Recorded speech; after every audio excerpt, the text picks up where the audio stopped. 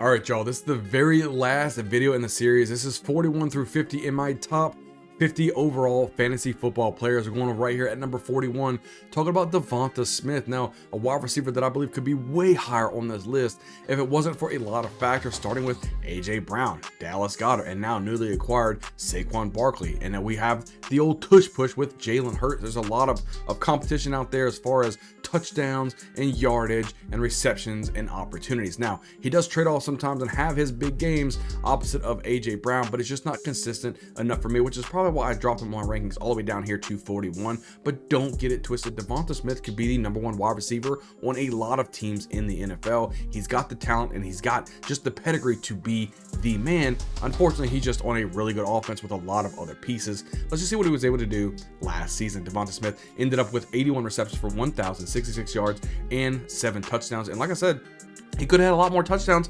It was just so many mouths to feed in this offense. It just wasn't enough to go around for everybody. Jalen Hurts probably did the best that he possibly can. But again, he's vulturing touchdowns himself by running in from the one, doing his little tush push.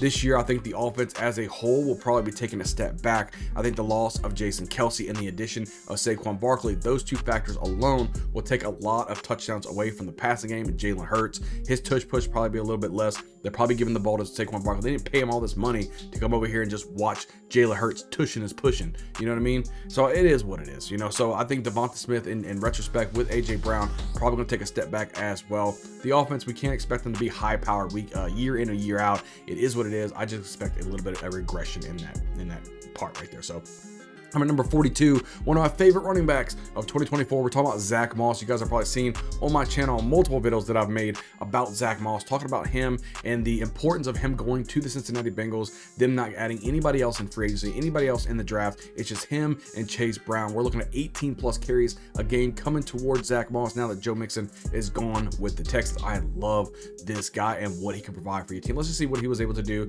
last season. So Zach Moss ended up with 794 rushing yards at 5 touchdowns alongside 192 receiving yards and 2 touchdowns. We have to remember when Jonathan Taylor ended up going down, or he was, I want to say going down injured, but he had the contract issues and then he ended up getting injured a little bit here or there, spot checking. Zach Moss filled in valiantly, right? We saw him busting off monster plays down the field. He had multiple weeks where he was giving you top end fantasy production, now putting on probably even a better offense with the Cincinnati Bengals, surrounded with Jamar Chase, Joe Burrow, T. Higgins as of right now, the recording of this video, Jermaine Burton, now Zach Moss there. Joe Burrow's going to be getting the ball all over the field. They're not going to be able to stack the box, and they're going to be handing the ball off to Zach Moss all the time. I'm saying 18 plus carries a game. You're going to see a career year from Zach Moss. I think with everybody is able to see what he was able to do, and I think now is the time for Moss to shine. Get this guy on your team. His ADP right now is way too low. Go grab this guy. I think you'll be happy you did, and if you can get him as an RB2 on your team, set it and forget it. You are rocking and rolling. Ain't nothing wrong with that. I like what I see from this guy. I mean, I think you're going to be a stud no matter what you do. So overall, I think the next guy we have on our team is going to be number 43. It's going to be George Pickens. George Pickens is a guy that I really like here. Let's just see what he was able to do with almost nothing on his squad, right? So he had cockadoo at the quarterback position. Let's just call a spade at this point. And he was able to really develop into a wide receiver that I enjoyed watching. We're talking about spectacular plays, catching the ball where he shouldn't have been catching the ball at and just shooting down the field. I mean, I'm talking about monster performances, and he was able to do that with nothing at the quarterback position. Now you sub in here Russell Wilson, aka or Justin Fields. Doesn't matter which one's throwing the football. Both of them are going to be upgrade over, Kenny Pickett, or any of these guys that was throwing the ball, Mason Rudolph. It doesn't matter. These guys are upgrades no matter what you see. Let's see what he was doing last season. George Pickens ended up with 63 receptions, 1,140 yards, and 5 touchdowns on top of that. Like I said, the dude only had 60 receptions. He had a very high catch rate, but it was the catchable balls that was the problem. He had probably the highest uncatchable ball rate in the entire NFL. That's terrible. Absolutely terrible. He caught the highest percentage of balls that was actually catchable to him than any other wide receiver in the NFL. Love what it is. Now, as long as he's getting a quarterback, now Russell Wilson can get him the football, right? And as long as he gets him to where he can make it catchable, George Pickens is going to come down with it. You're going to see a boom wide receiver, and I wouldn't be surprised if it's a top 5 wide receiver moment for George Pickens. That's how high I'm on this guy. I love what I see from George Pickens. Get him on your team. I think you'll be happy that you did. Slide here down at number 44. We're talking about Josh Jacobs, the running back for the Green Bay Packers. And this is a guy that's actually falling in my rankings as of late because they drafted Marshawn Lloyd. I really like that running back out of USC. I think he can kind of take over, right? They're not sold on Josh Jacobs. They didn't like give him the bag. And even after this season, they're even able to get out of the contract for Josh Jacobs on the cheap. So if Marshawn Lloyd comes in, he could be taking the job over from Josh Jacobs. We got to remember, what has Josh Jacobs done in the NFL besides one season? Yeah, he led the whole season in rushing one time. Other than that, he's cockadoodle himself. So who knows what you're going to get from Josh Jacobs. Let's see what he was able to do last season, a year after he ran for the most yards in the NFL. We see that Josh Jacobs ended up with 805 rushing yards, 6 touchdowns, 296 receiving yards, and no receiving touchdowns on top of that. It's one of those things that I'm just saying, temper your expectations. You're not going to get this high stud of a running back. I think they downgrade. I think Aaron Jones was a better running back than Josh Jacobs. Aaron Jones was over there to the Vikings. Now they're stuck with Josh Jacobs. It is what it is. I think Marshawn Lloyd is actually a better running back, and I see Marshawn Lloyd probably taking the job over from Josh Jacobs sooner rather than later. Let's go over to the next guy here at number 45. We're talking about Amari Cooper, and a guy that I believe gets way too much hate, or not enough respect, I should probably say. The dude's producing year in and year out. Doesn't matter who the quarterback is, he's still producing numbers. He was even producing numbers when he played for the Cowboys. He was producing numbers when he played for the Raiders. It doesn't matter. Amari Cooper's a good wide receiver. Right when he came out of Alabama, we knew that he was going to be a special wide receiver in the NFL, and he has shown nothing that on 3 teams that he's been on.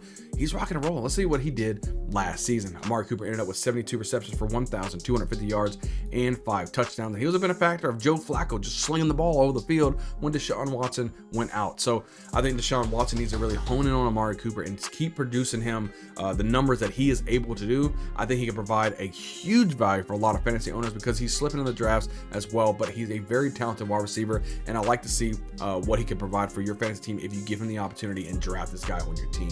Go to the next guy here at number 46. We're talking about Keenan Allen. He's got a new team as well, right? Going over there from the Chargers, going over there to the Bears. A lot of mouths to feed. We were talking about that in the last video when we were talking about DJ Moore, right? You have DJ Moore, you have Keenan Allen, you've got the new Romo Dunze, the new wide receiver out of Washington. There's a lot of mouths to feed right here, and as DJ Moore is slipping on my radar and on my rankings, I think Keenan Allen's kind of growing. I think that at the end of the day, I think Keenan Allen could probably be ahead of DJ Moore before the season starts.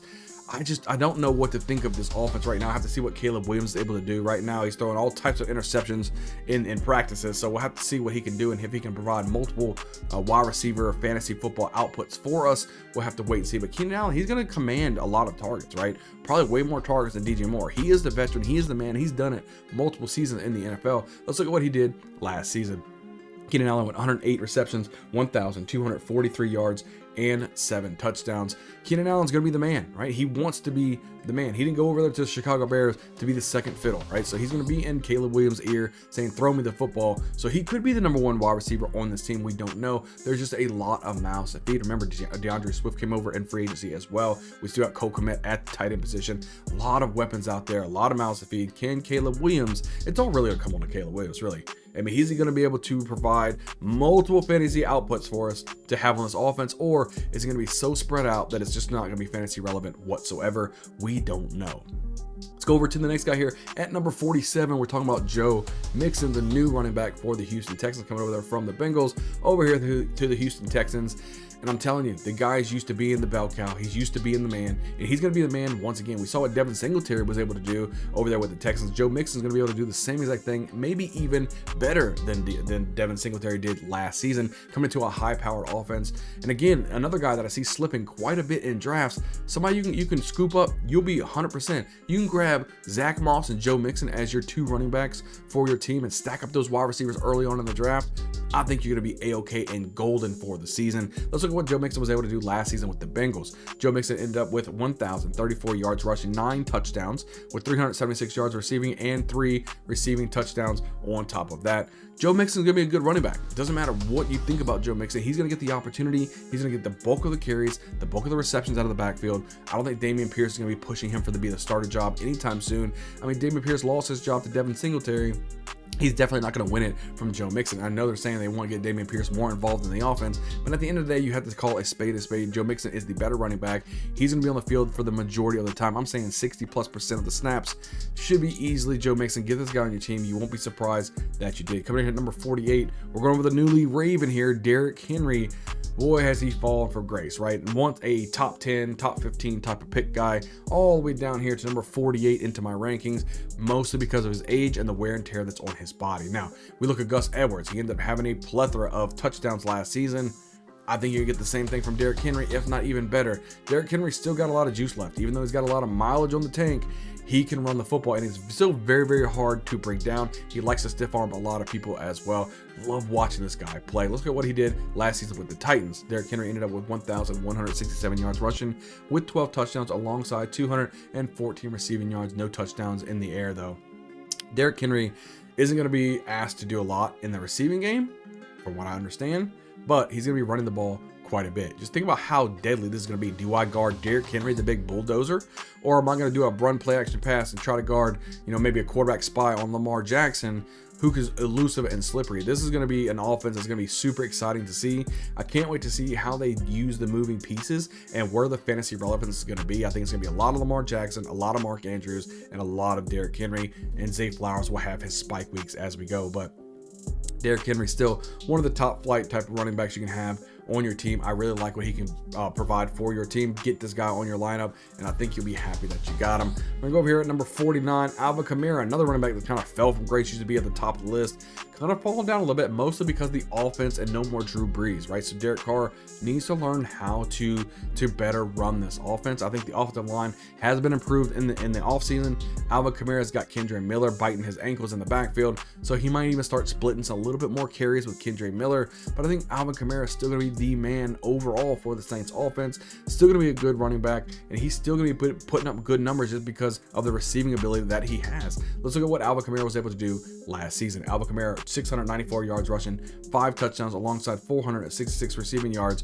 and a receiving touchdown on top of that. Again, Alvin Kamara, he's just a fine running back. He's good to have on your fantasy team, and if you put him in there as an RB2, I'm happy that you have this guy.